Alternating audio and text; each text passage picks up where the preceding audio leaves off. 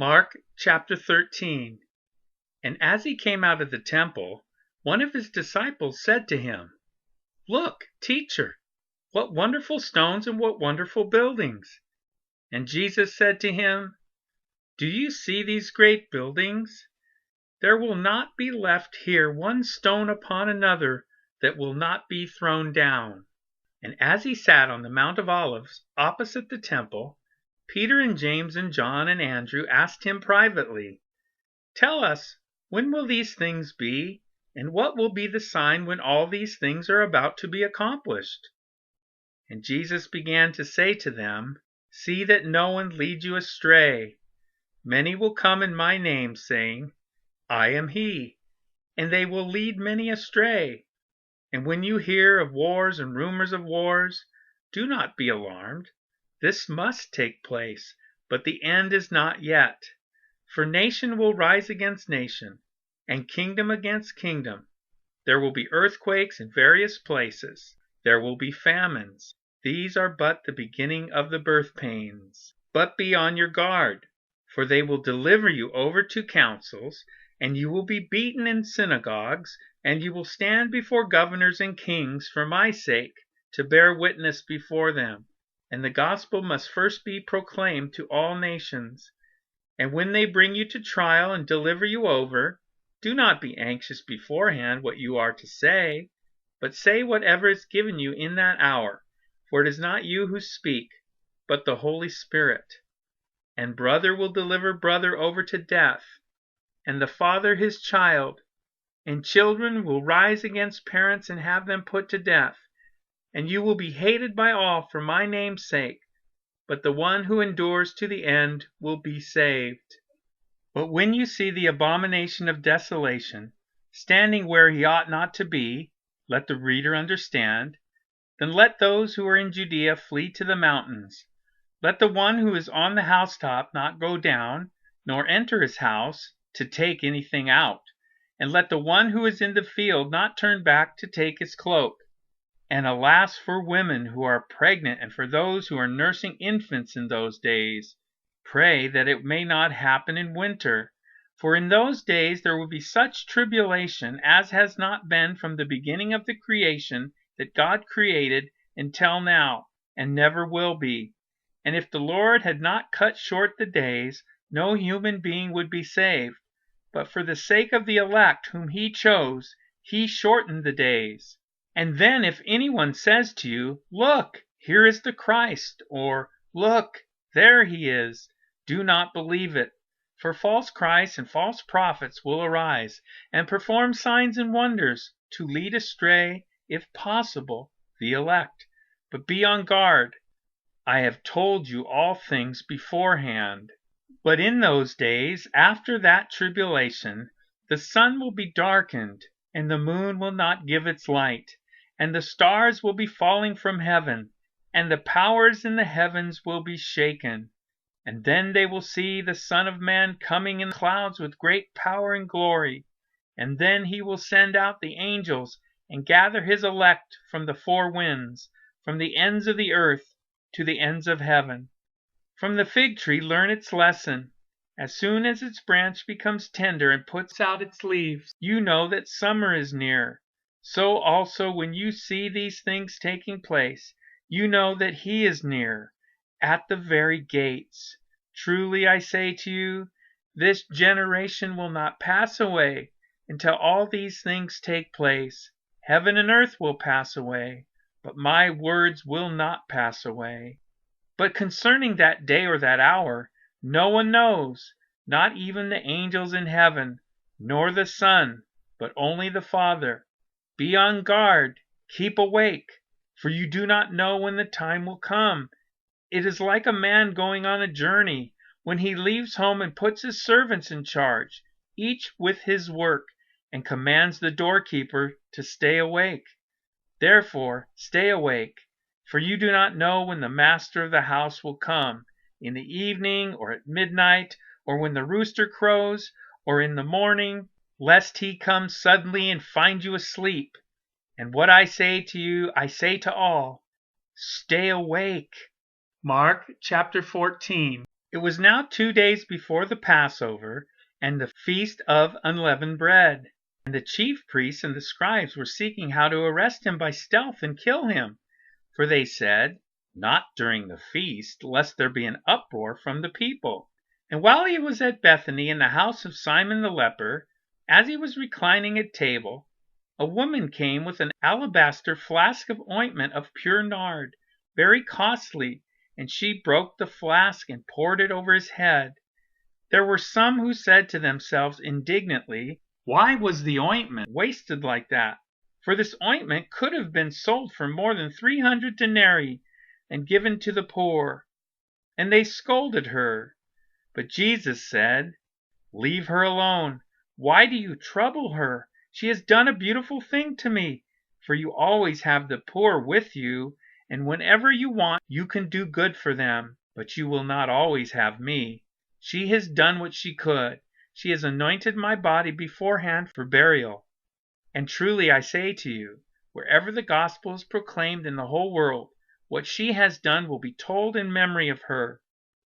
Then Judas Iscariot, who was one of the 12, went to the chief priests in order to betray him to them. And when they heard it, they were glad and promised to give him money.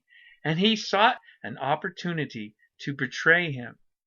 And on the first day of unleavened bread, when they sacrificed the Passover lamb, his disciples said to him, "Where will you have us go and prepare for you to eat the Passover?"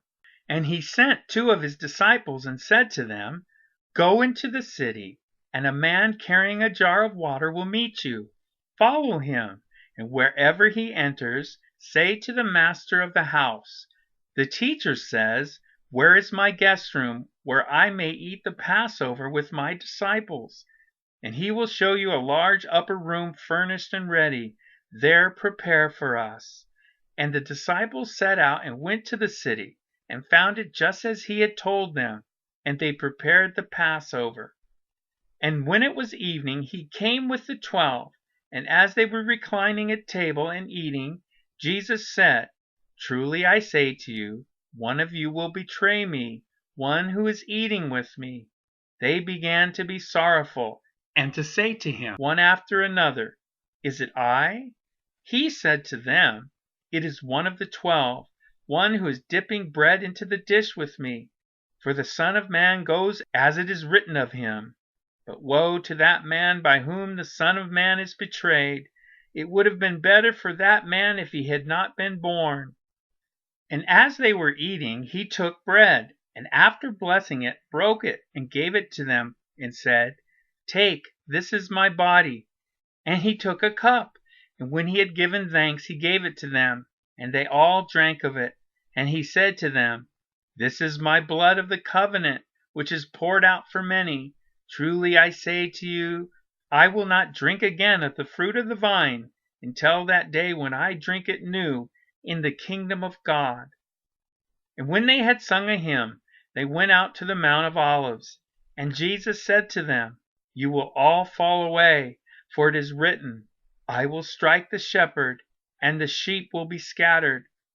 But after I am raised up, I will go before you to Galilee." Peter said to him, "Even though they all fall away, I will not." And Jesus said to him, "Truly I tell you, this very night, before the rooster crows twice, you will deny me 3 times. But he said emphatically, "If I must die with you, I will not deny you." And they all said the same. And they went to a place called Gethsemane. And he said to his disciples, "Sit here while I pray." And he took with him Peter and James and John, and began to be greatly distressed and troubled. And he said to them, "My soul is very sorrowful, even to death. Remain here and watch." And going a little farther, he fell on the ground and prayed that, if it were possible, the hour might pass from him. And he said, "Abba, Father, all things are possible for you. Remove this cup from me, yet not what I will, but what you will." And he came and found them sleeping, and said to Peter, "Simon, are you asleep? Could you not watch 1 hour? Watch and pray that you may not enter into temptation. The spirit indeed is willing, but the flesh is weak." And again he went away and prayed, saying the same words. And again he came and found them sleeping, for their eyes were very heavy, and they did not know what to answer him. And he came the third time and said to them, "Are you still sleeping and taking your rest? It is enough. The hour has come. The Son of Man is betrayed into the hands of sinners. Rise, let us be going. See, my betrayer is at hand." And immediately, while he was still speaking, Judas came, one of the 12, and with him a crowd with swords and clubs from the chief priests and the scribes and the elders. Now the betrayer had given them a sign, saying, "The one I will kiss is the man. Seize him and lead him away under guard." And when he came, he went up to him at once and said, "Rabbi," and he kissed him. And they laid hands on him and seized him. But one of those who stood by drew his sword and struck the servant of the high priest and cut off his ear. And Jesus said to them, "Have you come out as against a robber, with swords and clubs to capture me? Day after day I was with you in the temple teaching, and you did not seize me. But let the scriptures be fulfilled." And they all left him and fled. And a young man followed him, with nothing but a linen cloth about his body.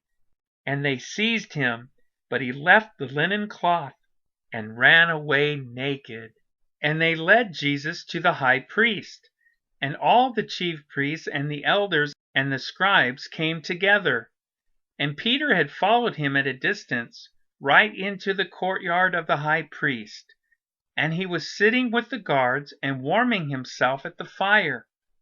Now the chief priests and the whole council were seeking testimony against Jesus to put him to death, but they found none. For many bore false witness against him, but their testimony did not agree. And some stood up and bore false witness against him, saying, "We heard him say, 'I will destroy this temple that is made with hands, and in 3 days I will build another, not made with hands.' Yet even about this their testimony did not agree." And the high priest stood up in the midst and asked Jesus, "Have you no answer to make? What is it that these men testify against you?" But he remained silent and made no answer. Again the high priest asked him, "Are you the Christ, the Son of the Blessed?" And Jesus said, "I am. And you will see the Son of Man seated at the right hand of power, coming with the clouds of heaven." And the high priest tore his garments and said, "What further witnesses do we need? You have heard his blasphemy. What is your decision?" And they all condemned him as deserving death. And some began to spit on him, and to cover his face, and to strike him, saying to him, "Prophesy." And the guards received him with blows. And as Peter was below in the courtyard, one of the servant girls of the high priest came, and seeing Peter warming himself, she looked at him and said, "You also were with the Nazarene Jesus." But he denied it, saying, "I neither know nor understand what you mean." And he went out into the gateway, and the rooster crowed. And the servant girl saw him and began again to say to the bystanders, "This man is one of them." But again he denied it. And after a little while the bystanders again said to Peter, "Certainly you are one of them, for you are a Galilean." But he began to invoke a curse on himself and to swear, "I do not know this man of whom you speak." And immediately the rooster crowed a second time. And Peter remembered how Jesus had said to him, "Before the rooster crows twice, you will deny me 3 times." And he broke down and wept.